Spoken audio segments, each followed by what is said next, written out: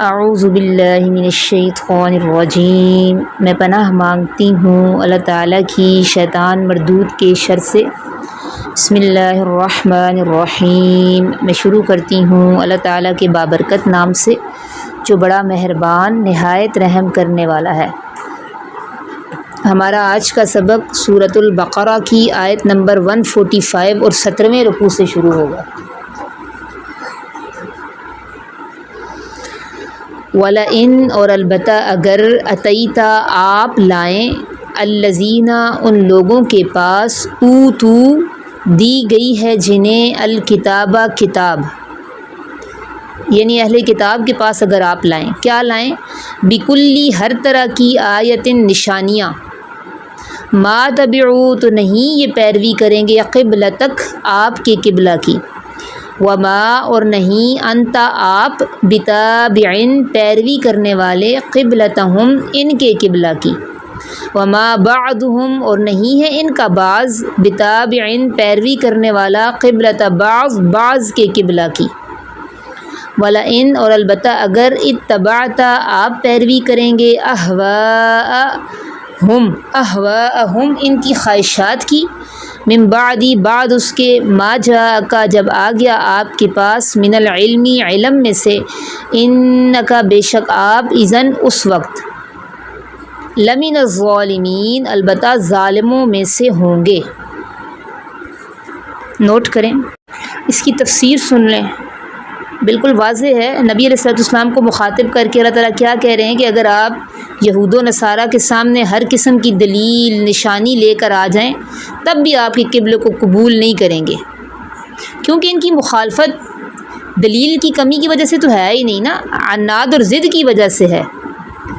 کیونکہ میں نے پہلے بتا چکی ہوں کہ ان کی آسمانی کتابوں میں نبی علیہ السلام کی نشانیاں تھیں اور آپ کے قبلے کا بھی ذکر تھا کہ آپ کا قبلہ بیت اللہ ہوگا، اور یہ جانتے تھے کہ ابراہیم علیہ السلام کا قبلہ بھی بیت اللہ تھا، تو آخری نبی کا قبلہ بیت اللہ ہوگا یہ بھی ان کو معلوم تھا۔ اس لیے اللہ تعالیٰ کہہ رہے ہیں کہ یہ آپ بے شک نشانیاں لے آئیں، یہ مانیں گی نہیں، کیونکہ نہ ماننے کی وجہ دلیل کی کمی نہیں ہے بلکہ حسد ہے اور ضد ہے۔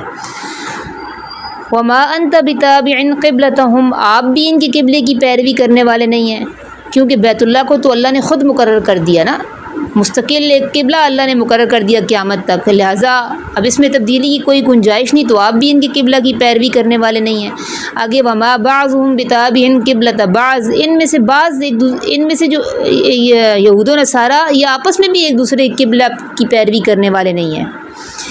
دیکھیں، اگرچہ یہودی اور عیسائی جو ہیں دونوں بیت المقدس سے تعلق رکھتے تھے، لیکن قبلے کی سمت کے بارے میں نا ان کے درمیان تھوڑا سا اختلاف ہے۔ عیسائی کہتے ہیں بیت المقدس کی جو مشرقی سمت ہے وہ ہمارا قبلہ ہے، کیونکہ وہاں حضرت عیسیٰ علیہ السلام کی جائے پیدائش ہے، جبکہ یہودی مغربی سمت کو قبلہ مانتے تھے۔ تو اس طرح یہ ایک دوسرے کے طریقے کو بھی مکمل طور پر قبول نہیں کرتے، قبلے کے معاملے میں ان کا آپس میں بھی اختلاف ہے۔ تو جب ان کا آپس میں اتفاق نہیں ہے تو نبی علیہ السلام کے ساتھ کس طرح اتفاق کر سکتے ہیں؟ لیکن نبی علیہ السلام کو آگے اللہ نے تنبیہ فرمائی، وَلَئِنِ اتَّبَعْتَ اگر آپ ان کی خواہشات کی پیروی کریں گے، جبکہ میں نے آپ کو علم بھی دے دیا، اس بارے میں نے بتا بھی دیا کہ اصل قبلہ یہ ہے، تو اس وقت آپ ظالموں میں سے ہوں گے۔ دیکھیں، نبی علیہ السلام سے تو ایسا ہونا ممکن نہیں تھا، تو پھر اللہ نے یہ انداز خطاب کیوں اختیار کیا؟ مسلمانوں کو امت کو بتانے کے، ہاں، امت کو سمجھانے کے لیے، امت کو آپ وسلم کو خطاب کر کے دراصل امت کو یہ تعلیم دی جا رہی ہے کہ جب حق آپ کے سامنے واضح ہو جائے نا، علم آپ کے پاس آ جائے، تو اس کے بعد خواہش نفس یا لوگوں کی پسند ناپسند کو آپ نے ترجیح نہیں دینی۔ اگر آپ ایسا کریں گی تو پھر آپ ظالموں میں آپ کا شمار ہوگا۔ اور اس کی ایک وجہ یہ بھی ہوتی ہے اس طرح کی آیات کی، کہ اس طرح کی آیات سے اللہ تعالیٰ کافروں کو مایوس کر رہے ہوتے ہیں کہ اللہ نے اپنے پیغمبر کو بالکل روک دیا، اب تمہاری کسی خواہش کی پیروی نہیں کریں گے۔ آگے دیکھیں،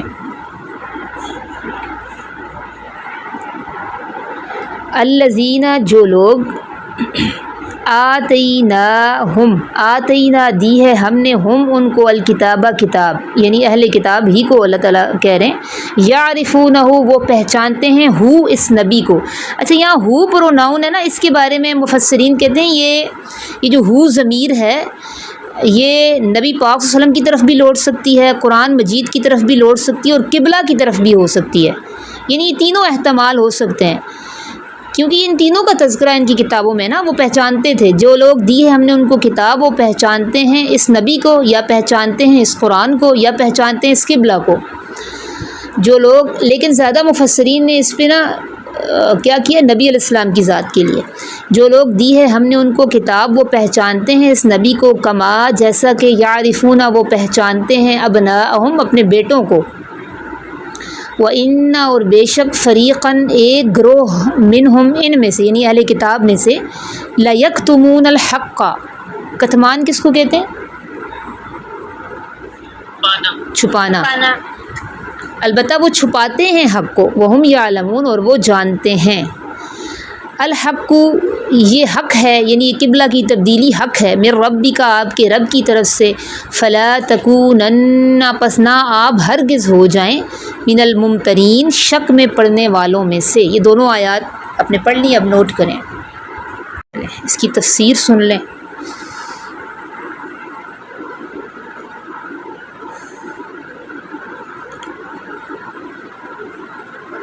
اللہ تعالیٰ کیا کہہ رہے ہیں کہ جن لوگوں کو ہم نے کتاب دی ہے وہ اپنی کتابوں میں موجود نشانیوں کی وجہ سے اچھی طرح پہچانتے ہیں نبی پاک صلی اللہ علیہ وسلم کو،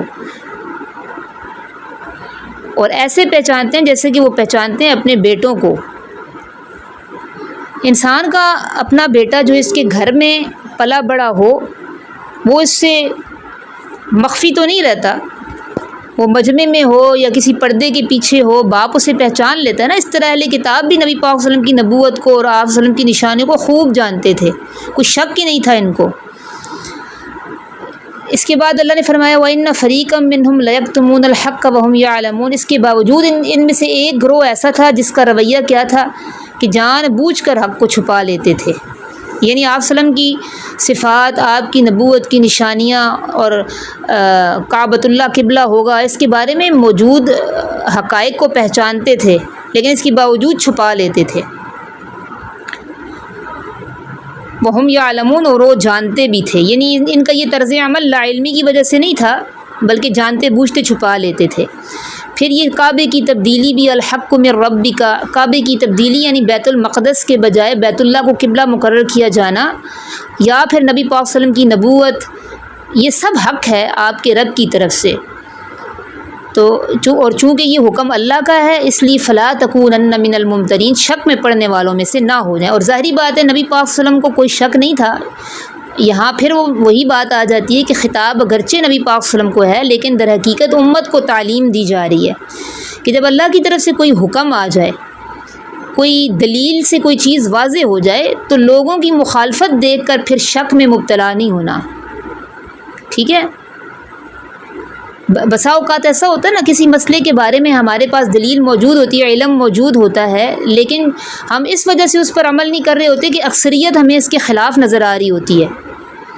انسان سوچتا ہے کہ شاید میں غلط ہوں کیونکہ زیادہ لوگ تو دوسری طرف کھڑے ہوئے ہیں، میرے ساتھ تو کم، میرے نظریے والے تو لوگ تو کم ہیں۔ لیکن قرآن ہمیں یہ سکھاتا ہے کہ اگر حق واضح ہو جائے تو اکثریت اگر مخالفت بھی کر رہی ہو نا تو انسان کو شک میں مبتلا نہیں ہونا چاہیے۔ اور اس کی مثال کون سی شخصیت ہے؟ اکثریت مخالفت کر رہی تھی، ان کو پتہ تھا یہ حق ہے، وہ ڈٹے رہے، کون سی شخصیت ہے؟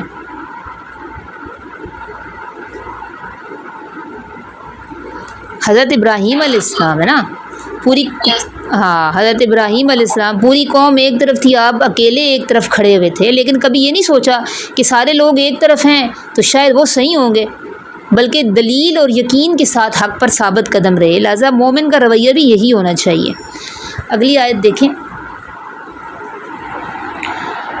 وَلِكُلٍّ وِجْهَةٌ، وَلِكُلٍّ اور ہر ایک کے لیے، وجہتن ایک سمت ہے، ایک جہت ہے، ہوا وہ مولیہا منہ پھیرنے والا ہے، رخ پھیرنے والا ہے، ہاں اس کی طرف، فاستبقوا الخیرات، فاستبقوا پس تم ایک دوسرے سے آگے بڑھو، الخیرات نیکیوں میں، اینما جہاں کہیں، تکونوا تم ہوگے، یأتی لے آئے گا، بکم تمہیں، اللہ جمیعا سب کو یا جمع کر کے، ان اللہ بے شک اللہ علی کل شیء قدیر ہر چیز پر قادر ہے۔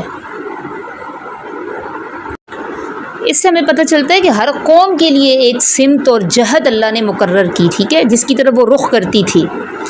گویا یہ اللہ تعالیٰ کا ایک قدیم دستور ہے، شروع ہی سے اللہ کا قانون ہے کہ اللہ تعالیٰ عبادت کے لیے اللہ نے ڈائریکشن مقرر کی اور لوگ اس کی طرف رخ کر کے عبادت کیا کرتے تھے۔ اچھا، ایک انسان کے ذہن میں ایک سوال آتا ہے، آخر قبلہ مقرر کرنے کی ضرورت کیوں پیش آتی ہے؟ اس کا فائدہ کیا ہے؟ اچھا، پہلے یہ سوچیں کہ اگر قبلہ نہ ہوتا تو کیا ہوتا؟ کوئی نقصان ہے اس کا؟ کیا نقصان ہے؟ نہیں،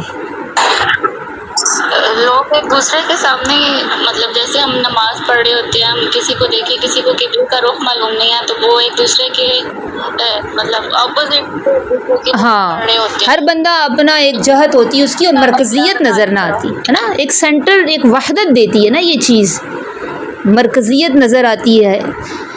تو میں سمجھاتی ہوں، ٹھیک ہے، اس کا فائدہ کیا ہے؟ دیکھیں، عبادات دو طرح کی ہوتی ہیں نا، ایک ہوتی ہے انفرادی عبادت اور ایک ہوتی ہے اجتماعی عبادت۔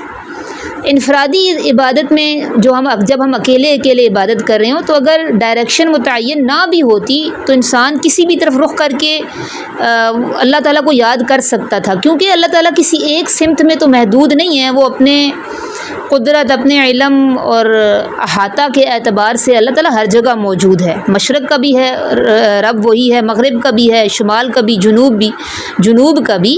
اس لیے محض اللہ تعالیٰ کی طرف متوجہ ہونا کسی خاص سمت کا محتاج نہیں ہے۔ یہ تو تھا انفرادی عبادت کا، لیکن جب اجتماعی عبادت کی بات آتی ہے نا تو پھر ایک ڈائریکشن کی ضرورت پیدا ہوتی ہے، ایک متعین سمت کی ضرورت پیدا ہوتی ہے۔ تو اگر قبلہ مقرر نہ ہوتا تو سوچیں پھر مساجد کا رخ کس طرف ہوتا؟ ہر مسجد کا رخ مختلف ہوتا نا، کوئی مشرق کی طرف ہوتی، مشرق کے رخ پر، کوئی مغرب کے رخ پر، کوئی شمال کے رخ پر، کوئی جنوب کی طرف۔ ایسے صورتحال میں تو ایک انتشار سا پیدا ہوتا، وحدت ختم ہو جاتی، اور جو عبادت میں یکسوئی اور دلجمی مطلوب ہے وہ بھی نہ ملتی۔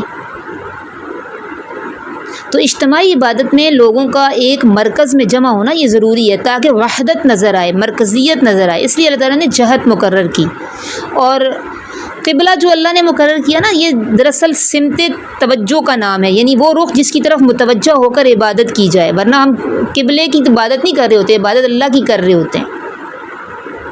تو اس کے کیا فائدے ہیں؟ میں نے کیا بتایا، وحدت پیدا ہوتی ہے امت میں، مرکزیت قائم ہو گئی، اور انسان دل جمی اور سکون سے عبادت کرتا ہے، اجتماعیت کا احساس ہوتا ہے۔ اور اس کو بھی آپ اللہ تعالیٰ کا ایک احسان سمجھے امت مسلمہ پر کہ اللہ تعالیٰ نے کعبۃ اللہ کو، بیت اللہ کو مسلمانوں کا قبلہ بنایا۔ اگر بالفرض دیکھیں نماز کا رخ بیت المقدس ہی کی طرف رہتا تو پھر بھی منتشر ہوتے ہم لوگ۔ وہ کیسے؟ حج ہوتا، جب حج بیت اللہ کا ہوتا اور لوگ منہ کر کے نماز پڑھے ہوتے بیت المقدس کی طرف، تو اس ایسے بھی پھر امت کی مرکزیت قائم نہ رہتی نا۔ تو یہ بھی اللہ تعالیٰ کی ایک حکمت تھی کہ اللہ تعالیٰ نے نماز اور حج دونوں کا مرکز بیت اللہ کو بنا کر امت کو ایک مرکز پر جمع کر دیا۔ البتہ بیت المقدس کی فضیلت وہ اپنی جگہ موجود ہے، احادیث میں بڑی فضیلت وارد ہوئی ہے، اور جو وہاں نمازیں ادا کرتا ہے اس پر کافی فضائل آئے ہیں۔ لیکن امت مسلمہ کا جو دائمی قبلہ ہے نا وہ کیا ہے؟ بیت اللہ۔ پھر آگے اللہ نے فرمایا فاستبقوا الخیرات۔ دیکھو یہ چیزیں بحث کرنے والی نہیں ہیں کہ قبلہ یہ کیوں، کون سا ہو گیا، وہ کون سا ہو گیا، بلکہ اصل چیز ہے فاستبقوا الخیرات۔ غیر ضروری بحثوں میں نہ پڑھو، بلکہ نیکیوں کے حصول میں ایک دوسرے سے دوڑ لگاؤ۔ اچھا، سبقت لے جانا نیکیوں میں، یہ تو ساری ہی نیکیوں کا ہے، لیکن بعض نیکیاں ایسی ہیں حدیث میں جن میں خصوصی طور پر جلدی کرنے کی ترغیب دی گئی ہے، ایک دوسرے سے آگے بڑھنے کی، سبقت لے جانے کی ترغیب دی گئی ہے۔ وہ کون سی نیکیاں ہیں؟ حدیث کے مطابق ایک نیکی تو یہ ہے کہ نماز کا وقت ہو جائے تو نماز ادا کرنے میں پھر تاخیر نہ کرو، جیسے ہی نماز کا ٹائم ہو سبقت لے جاؤ۔ دوسرا، جنازہ تیار ہو جائے تو تدفین میں تاخیر نہ کرو۔ تیسرا، جب اولاد جوان ہو، نکاح کے لیے موزوں رشتہ مل جائے تو پھر نکاح میں بھی تاخیر نہ کی جائے، ٹھیک ہے۔ تو یہ 3 نیکیاں ہیں جو حدیث سے ہمیں معلوم ہوتی ہیں، جن میں خصوصیت کے ساتھ تاکید کی گئی ہے کہ ان میں جلدی کرنی چاہیے۔ ویسے تو ساری نیکیوں کے بارے میں اللہ نے یہاں کہہ دیا فاستبقوا الخیرات، نیکی کی بات سنو نا تو دوڑ پڑو۔ اینما تکونوا یأتی بکم اللہ جمیعا، جہاں کہیں بھی ہوگے تم دنیا کے جس حصے میں ہوگے اللہ تعالیٰ تمہیں جمع کر کے لے آئے گا۔ دنیا میں تو اللہ نے بیت اللہ کو مرکز بنایا، پوری دنیا سے لوگ وہاں پہ آ کے جمع ہوتے ہیں۔ پھر ایک دن ایسا آئے گا کہ جیسے مختلف خطوں کے لوگ بیت اللہ میں جمع ہو جاتے ہیں، اس طرح قبروں میں مدفون لوگ یا صدیوں پہلے جو لوگ گزر چکے ہوں گے اللہ تعالیٰ ان سب کو دوبارہ زندہ کر کے ایک مرکز پر جمع کرے گا، ایک جگہ جمع کرے گا۔ ان اللہ علی کل شیء قدیر، اور بے شک اللہ اس پر پوری قدرت رکھتا ہے۔ اس آیت کا جو مرکزی پیغام ہے نا وہ فاستبقوا الخیرات ہے، یعنی مسلمانوں کی توجہ جو ہے وہ غیر ضروری بحثوں کی طرف نہیں ہونا چاہیے، بلکہ زیادہ نیکیوں میں سبقت حاصل کرنے پر ہونی چاہیے۔ اچھا، ایک بات یہ یاد رکھ لیں کہ قبلہ جو ہے نا یہ نماز کی شرائط میں سے ہے، قبلہ رخ ہونا یہ ضروری ہے، اگر آپ نہیں ہوں گی تو نماز ادا نہیں ہوگی۔ اور اگر آپ کسی ایسی جگہ ہے جہاں آپ کو پتہ نہیں چل رہا کہ قبلے کی سمت کون سی، تو پہلے سوچ بچار کرنی ہے یہ کون سی ہو سکتی ہے، سوچ بچار کرنے کے بعد آپ نماز ادا کریں۔ چلیں اگلی آیت دیکھیں 149۔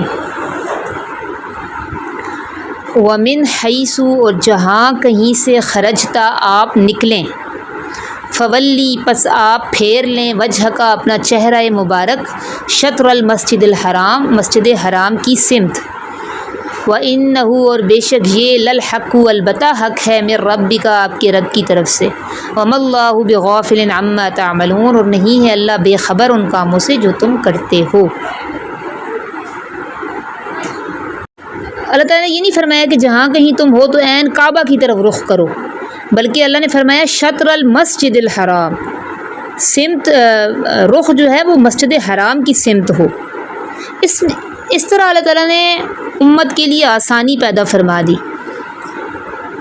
دیکھیں جو لوگ کعبہ کے بالکل قریب رہتے ہوں یا صحن حرم میں موجود ہوں نا، ان کے لیے تو عین کعبہ کی طرف رخ کرنا بہت آسان ہوتا ہے، لیکن دنیا کے مختلف علاقوں میں رہنے والے لوگوں کے لیے ہر وقت عین کعبہ کا بالکل درست اینگل، درست زاویہ معلوم کرنا یہ مشکل ہو سکتا تھا۔ اس لیے اللہ تعالیٰ نے یہ مسجد حرام کا لفظ استعمال کر کے نا سمت اور جہت میں وسعت دے دی، تاکہ لوگ اپنی استطاعت کے مطابق قبلے کا رخ متعین کر سکے اور آسانی کے ساتھ اس حکم پر عمل ہو۔ وَإِنَّهُ لَلْحَقُّ مِن رَبِّكَ، اور یقیناً یہ حکم آپ کے رب کی طرف سے حق ہے، کوئی وقتی فیصلہ نہیں ہے قبلے کی تبدیلی، اور نہ ہی انسانی رائے کا اس میں دخل ہے، اللہ کا نازل کردہ حکم ہے اور یہ حق ہے، شک کی گنجائش نہیں ہے اس میں۔ وَمَا اللَّهُ بِغَافِلٍ عَمَّا تَعْمَلُونَ۔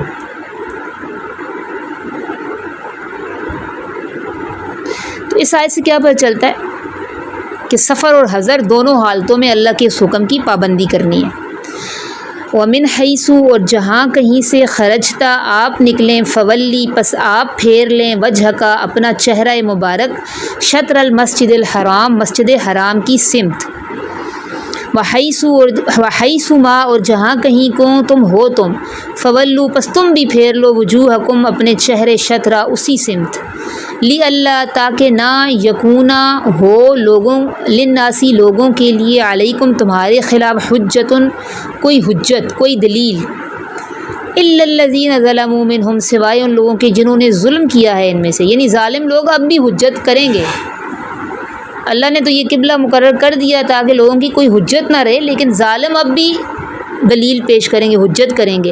فلا تخشوہم، پس نہ تم ان سے ڈرو، واخشونی، اور تم ڈرو مجھ سے، ولیتم، اور تاکہ میں پوری کر دوں، نعمتی، اپنی نعمت، علیکم، تم پر، ولعلکم تہتدون، اور تاکہ تم ہدایت پالو۔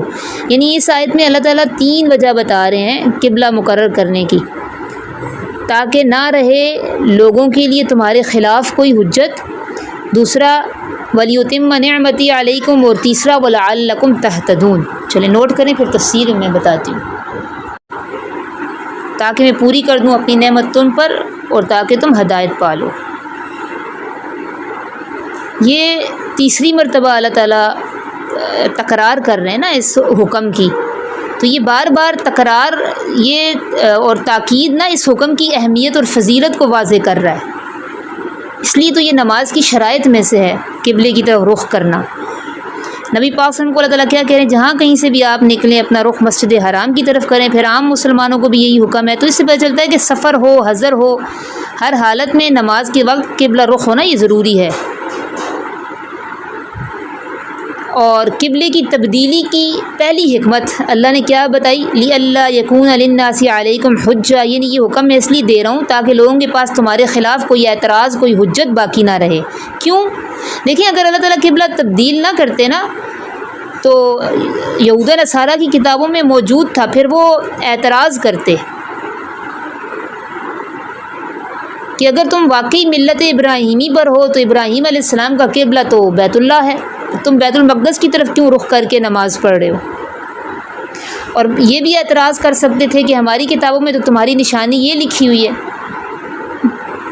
کہ آخری نبی کا قبلہ بیت اللہ ہوگا۔ تو اس لیے اللہ نے کہا میں نے کوئی حجت باقی نہیں چھوڑی۔ اسی طرح مشرک بھی اعتراض کرتے، کیونکہ مشرک بھی جانتے تھے کہ حضرت ابراہیم علیہ السلام کا جو قبلہ ہے وہ بیت اللہ ہے، اس لیے وہ بھی اعتراض کر سکتے تھے کہ ملت ابراہیمی پر ہو تو پھر تمہارا قبلہ بیت اللہ کیوں نہیں ہے۔ تو اللہ تعالیٰ نے اس اعتراض کا راستہ بند کر دیا۔ یہ حکمت اللہ نے پہلی یہاں بیان فرمائی۔ دوسری اللہ، اور اس کے ساتھ اللہ نے یہ بھی کہہ دیا کہ بعض لوگ ابھی بھی اعتراض کریں گے، الا الذین ظلموا منہم، کہ بعض لوگ ابھی بھی اعتراض کریں گے۔ ان کو اللہ تعالیٰ نے ظالم قرار دے دیا، کیونکہ ان کی مخالفت محض دشمنی کی وجہ سے ہوگی، جیسے کہ یہودیوں نے کیا تھا۔ اور یہ صرف یہودیوں تک محدود نہیں ہے، یہ صرف نزول قرآن کے زمانے تک محدود نہیں ہے، بلکہ دیکھیں ہندوؤں کا ایک لیڈر ہے، ایک دیانند سرسوتی اس کا نام ہے، اس نے بھی یہ اعتراض کیا تھا۔ اس نے کیا اعتراض کیا تھا کہ مسلمان ہندوؤں کو تو بت پرستی کا طعنہ دیتے ہیں، لیکن خود ایک پتھروں سے تعمیر شدہ عمارت کی طرف رخ کر کے نماز پڑھتے ہیں۔ اس اعتراض کے جواب میں پھر مولانا قاسم نانوتوی رحمہ اللہ، انہوں نے ایک کتاب لکھی تھی جس کا نام تھا قبلہ نما۔ انہوں نے پھر وضاحت کی تھی، اس کو جواب دیا تھا دیانند سرسوتی کو کہ بت پرستی اور استقبال قبلہ میں زمین اور آسمان کا فرق ہے۔ جو بت پرست ہوتا ہے وہ تو اپنے بتوں کو نفع نقصان کا مالک سمجھ کر ان کی عبادت کر رہا ہوتا ہے، جبکہ مسلمان خانہ کعبہ کی عبادت تھوڑی کرتے ہیں، وہ تو صرف اللہ کے حکم کی تعمیر میں اس طرف رخ کر لیتے ہیں، عبادت تو وہ اللہ کی کرتے ہیں۔ اور دیکھیں استقبال قبلہ کا مطلب ہی یہی ہے۔ استقبال قبلہ کا کیا مطلب ہے؟ کسی سمت کی طرف متوجہ ہونا، نہ کہ اس سمت کی عبادت کرنا۔ تو مسلمانوں کا مقصد تو بیت اللہ نہیں ہوتا، اللہ رب العزت کی عبادت ہوتا ہے۔ اور بت پرستی میں تو وہ لوگ ان کی نیت ہی یہی ہوتی ہے کہ یہ ہمارے خدا ہیں، ہم ان کی عبادت کر رہے ہیں، جبکہ ہم تو یہ نیت نہیں کرتے کسی عمارت کی عبادت کر رہے ہیں۔ ٹھیک ہے، اچھا جی،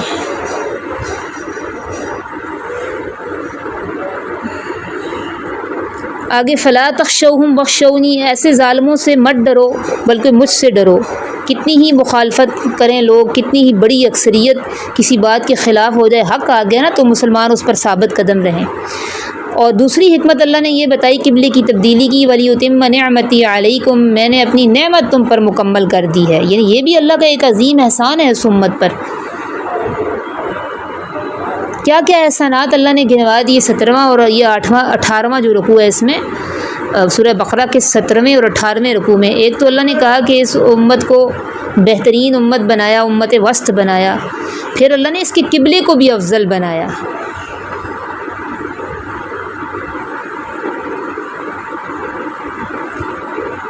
اور تیسری حکمت وَلَعَلَّكُمْ تَهْتَدُونَ، تاکہ صحیح جو اصل راستہ ہے نا تمہیں اس کا پتہ چل جائے۔ ٹھیک ہے، اتنا کافی ہے نا اتنا، باقی انشاءاللہ کل پڑھیں گے۔ اور یہ یہاں پہ جو یہ تحویل قبلہ والے واقعات تھے وہ ان 2 رکوع میں یہ مکمل ہو گئے، یہاں تک 150 آیت تک۔ سبحان ربک رب العزت عما یصفون وسلام علی المرسلین والحمد للہ رب العالمین۔ ربنا تقبل منا انک انت السمیع العلیم۔